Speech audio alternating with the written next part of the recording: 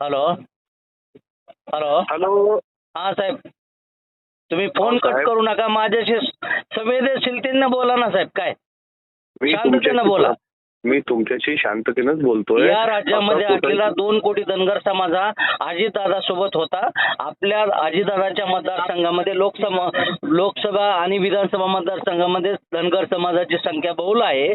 आणि राहिला मुद्दा, धनगर समाज हा वेळोवेळी पाठिंबा देत आलेला आहे. जर आपण धनगर समाजाच्या विरोधामध्ये बोललात तर पहिली गाडी मी फोडीन तुमची. नाही पण तुम्ही बोललोच नाही तसं काही. तुम्ही असं चॅनलवर कशाला मी बोलायचं? ऐकलंय तुमच्या चॅनलवर आता 2 मिनिटापूर्वी. मला स्टेटमेंट पाठवा ना हो, माझं. तुम्हाला मला स्टेटमेंट बघू द्या. पाठवतो. जर का धनगराच्या विरोधामध्ये बोललात ना मिटकरी साहेब, याद राखा तुमची गाठ आमच्याशी आहे, धनगराशी.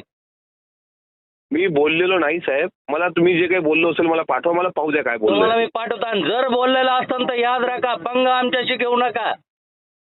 मी कशाला घेणार साहेब पंगा? मी लय लहान माणूस आहे. लहान माणूस असं नाही तर काय असं, पण धनगरासोबत विरोध पत्करू नका. आम्ही कशाला पद करणार आहे विरोध? मला सांगा बरं तुम्ही. त्याचे परिणाम तुम्हाला भोगावे लागतील. मिटकरी साहेब, मी तुम्हाला अतिशय जाणणारा कार्यकर्ता आहे, मानणारा कार्यकर्ता आहे. मी तुमचे अतिशय चांगल्या प्रकारे 2-3 भाषण ऐकले. मी तुमच्या सोबत आलेलो मी 2-3 बीड जिल्ह्यामध्ये कार्यक्रमामध्ये. पण जर का धनगराच्या विरोधामध्ये आपली भूमिका जर विरोधात असेल ना तर याद राखा, माझी भूमिका कधीही विरोधात नाही आणि तसं करण्याचा प्रश्न येत नाही.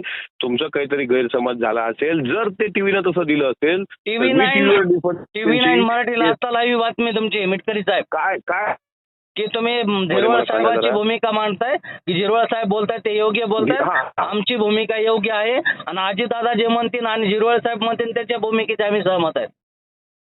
नाही झिरवाळ मग तुम्ही धनगर समाजाच्या विरोधात आहात का? नाही ऐका. आता मी बोलू एक मिनिट. बोला मी काय म्हटलं का झिरवाळ साहेब हे आमच्या पक्षाचे नेते आहेत. समजा ते स्टेटमेंट. आणि त्यांचं म्हणणं असं होतं का मुख्यमंत्र्यांनी आम्हाला पण विश्वासात घ्यावं म्हणजे आरक्षणाच्या संदर्भामध्ये. तर ठीक आहे, धनगर बांधवांनी विश्वासात घ्या आणि आदिवासी बांधवांनी विश्वासात घ्या.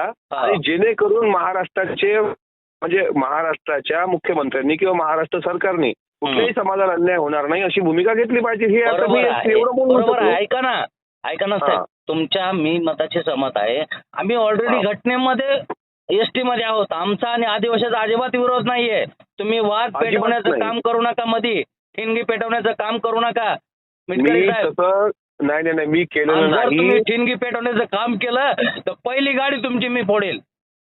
आता आमचा धनगर समाज उद्रेक झालेला आहे. पंढरपुरात माझे 4 बांधव आत्महत्या केलेत लोकांनी. नाही मान्य आहे साहेब मला. तुम्ही मला समजून घ्या. मी तसं बोललो नाही. आणि जर त्या चॅनलनी काय दाखवलं मला एकदा बघू द्या. मी तुम्हाला स्वतः फोन करतो.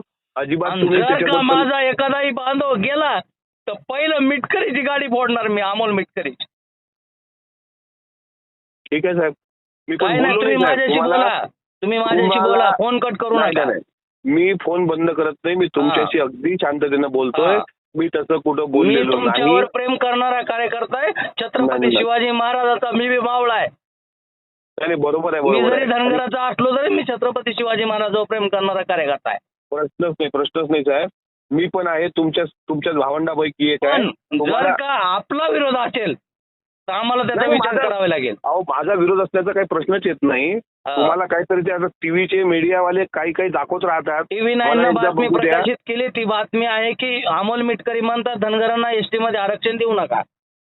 नाही मला बातमी पाहू द्या ना. त्यांनी आता चुकीची लावू शकतात ना. ते त्यांचा टीआरपी वाढवायला ते काही पण करू शकतात. हो मान्य आहे. पण तुमची वाणी ना, तुमच्या वाणीतून जे शब्द केलेत ते परत कुणीच घेऊ शकत नाही ना. नाही मला बघूच नाही. मी काय म्हटलं ते मला पाहावं लागेल ना एकदा. मी काय म्हटलं. ठीक आहे. आम्ही तुम्ही आणि अजितदादांनी त्या पिलावळीला आवळावं, कोणच्या नरहरी झिरवळाला आवरावं. अन्यथा अजितदादाला बी त्याचे परिणाम आगामी काळामध्ये भोगावे लागतील विधानसभा निवडणुकीमध्ये. आम्ही सोडणार नाहीत. आम्ही भंडारा घेऊन फिरणार आहेत. समाजाचे लोक अजितदादाचे जिथं लोक उभा असतील ना तिथं भंडारा घेऊन फिरणार आहेत.